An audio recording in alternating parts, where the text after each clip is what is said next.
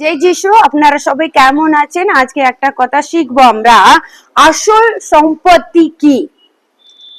অবাক লাগছে না? আসল সম্পত্তিটা কি আজকে আমরা জানবো।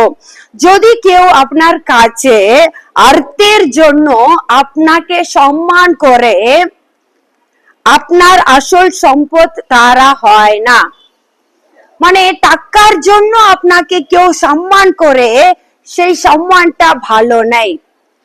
আবার এখানে লেখা আছে, যখন আপনাদের কিছুই ছিল না, তখন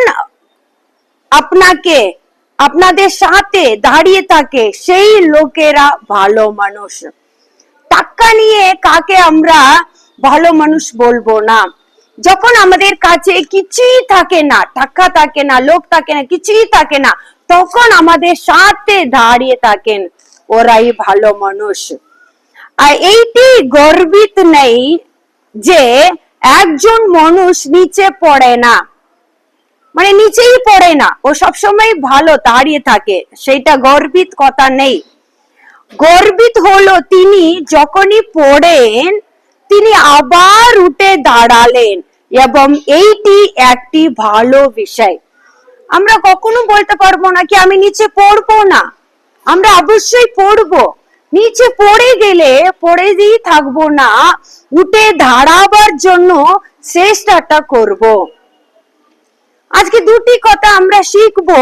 যখন টাকা থাকে সব লোক আমাদের সঙ্গে থাকবে, টাকা নেই সবাই আমাদেরকে ছেড়ে দিয়ে চলে যাবে।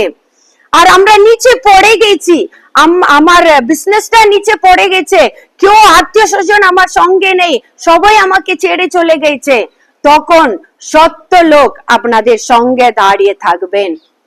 বাইবেলে একটা বাচ্চন লেখা আছে, গীত সংহিতা 27:10 লেখা আছে, এমন কি যদি আমার বাবা এবং মা আমাকে ত্যাগ করে, সদাপ্রভু আমাকে নিয়ে যাবেন।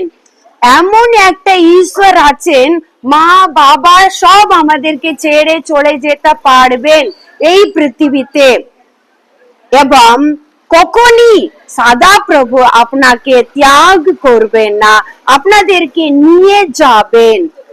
কত ভালো ঈশ্বর না?